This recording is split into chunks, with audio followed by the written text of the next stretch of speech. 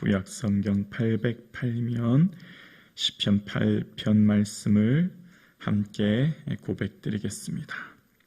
함께요. 여호와 우리 주여, 주의 이름이 온 땅에 어찌 그리 아름다운지요. 주의 영광이 하늘을 덮었나이다. 주의 대적으로 말미암아 어린 아이들과 젖먹이들의 입으로 권능을 세우시며 이는 원수들과 보복자들을 잠잠하게 하려 하심이니이다. 주의 손가락으로 만드신 주의 하늘과 주께서 베풀어 두신 달과 별들을 내가 보오니 사람이 무엇이기에 주께서 그를 생각하시며 인자가 무엇이기에 주께서 그를 돌보시나이까. 그를 하나님보다 조금 못하게 하시고 영화와 종기로 관을 씌우셨나이다. 주의 손으로 만드신 것을 다스리게 하시고 만물을 그의 발 아래 두셨으니 곧 모든 소와 양과 들짐승이며 공중의 새와 바다의 물고기와 바닷길에 다니는 것이니이다. 여호와 우리 주여, 주의 이름이 온 땅에 어찌 그리 아름다운지요. 아멘. 계절이 변하는 것을 보면서 하나님의 은혜를 깨닫게 되어집니다. 10월도 이제 얼마 남지 않은 시간, 주님의 기쁨 되어지는 매 순간 되기를 주님의 이름으로 축복합니다. 시편을 묵상하다 보면 참 특이한 점을 하나 깨닫게 되어집니다. 오늘 8편 전까지 시편의 내용을 보면 하나님 내 마음을 헤아려 주십시오. 여호와께서 내 울음소리를 들으셨도다. 이런 탄식과 눈물의 고백들이 등장합니다. 그러니까 삶에 만난 고난과 문제 앞에 주님 앞에 내 마음을 쏟아놓고 눈물로 주님께 고백하는 내용들이 기록되어 있습니다. 그런데 어느 순간인가 완전 화면이 전환되어집니다. 시인의 모습은 완전히 변화되어서 하나님께서 만드신 주의 손가락으로 만드신 하늘과 별들을 보면서 하나님의 능력을 깨닫게 됩니다. 하나님, 내가 무엇이길래 이토록 사랑해 주십니까? 이런 고백을 하는 것을 봅니다. 그러니까 시인의 마음이 불안하고 우울하고 근심하고 눈물 짓던 그 마음이 감격하고 기뻐하고 찬양하는 모습으로 완전히 바뀌어요. 여러분, 우리가 신앙생활 하는 데 있어서 이런 모습을 경험하지 않습니까? 근심되고 염려될 때도 있지만 또 하나님의 은혜로 충만한 기쁨을 누릴 때가 있는 것이지요. 이 마음이 항상 한결같지 않은 변화되는 마치 파도와 같은 이 굴곡진 삶의 모습을 보게 되어지는데요. 자, 그러면 어떻게 시인은 눈물로 내 침상을 띄웁니다. 내 울음소리를 들으셨습니다. 이런 시편 6편의 고백을 하다가 다윗은 오늘 어떻게 하나님 만드신 주의 하늘과 별들을 봅니다. 이런 고백을 하게 되었을까요? 하나님께서 우리에게 주신 은혜 가운데 특별히 하나님의 주시는 믿음의 눈을 보고 믿음의 눈을 통해서 내 현재 만난 문제에 집중하고 내가 만난 사람에게 집중하면 그것이 영원할 것 같고 그것에 갇혀서 우리 마음이 무척 힘듭니다. 그런데 하나님께서 하나님 앞에 나아가 엎드리면 우리의 시선을 눈을 들어 하늘을 보고 자연을 보고 먼 곳을 보게 하시죠. 내가 산을 향하여 눈을 들리라. 나의 도움이 어디서 올꼬. 나의 도움이 천지를 지신 여호와에게서로다. 문제 앞에 만나면 큰일 났다. 그리고 영원할 것 같아서 이제 내가 곧 죽을 것 같다. 그 생각이 드는데 하나님이 주시는 은혜 가운데 그 문제가 아니라 우리의 시선을 들어 하늘을 보게 하시고 우리의 시선을 들어 자연을 보게 하심으로 하나님이 우리와 함께 하시는구나. 하나님을 보게 하시는 거예요. 과학은 현상을 설명합니다. 예를 들면 무슨 지구가 자전할 때 1670km로 자전한다. 총알보다 빠른 속도로 자전하고 공전은 무려 총알의 30배 속도로 공전한다. 태양의 표면 온도는 5500도다. 이런 식의 어떤 현상에 대해서 과학은 자연에 대해서 설명하지 않습니까? 그런데 하나님의 말씀은 과학에 대한 현상, 자연에 대한 현상이 아니라 목적에 대해서 이야기하고 있지요. 말씀을 통해서 자연을 보면 왜 존재하는지를 알게 하죠. 과학은 누가, 왜라고 하는 것을 답하지 못하죠. 우연히, 어쩌다가 라고만 이야기할 뿐입니다. 그러나 말씀은 분명한 존재 이유와 목적을 이야기합니다. 그러니까 하나님께서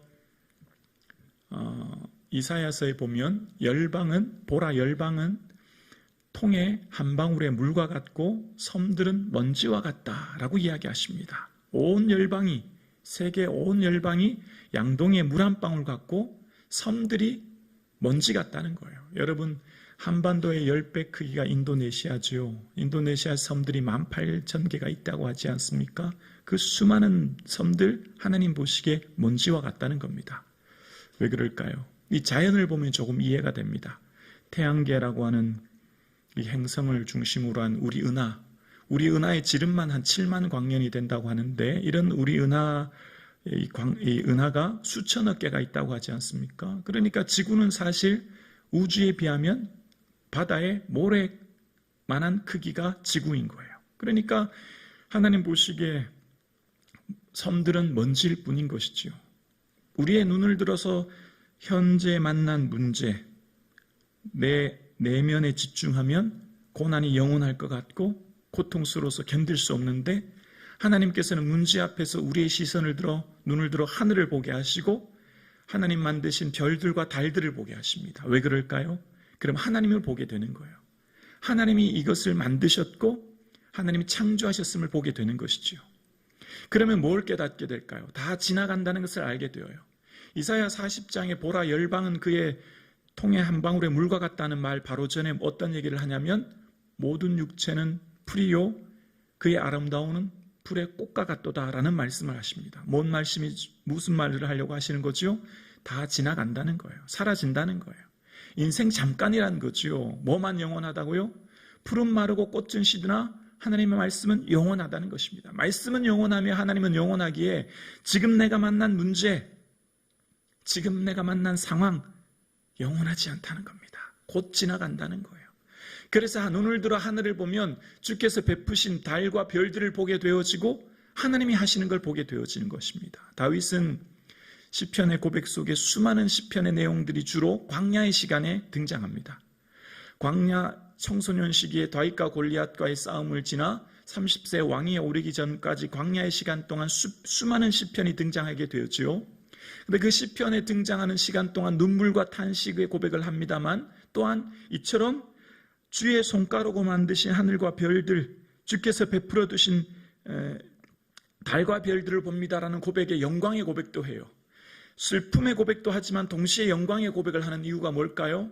하나님의 놀라운 영광스러운 은혜를 하늘과 별들을 보면서 깨닫게 되는 것입니다.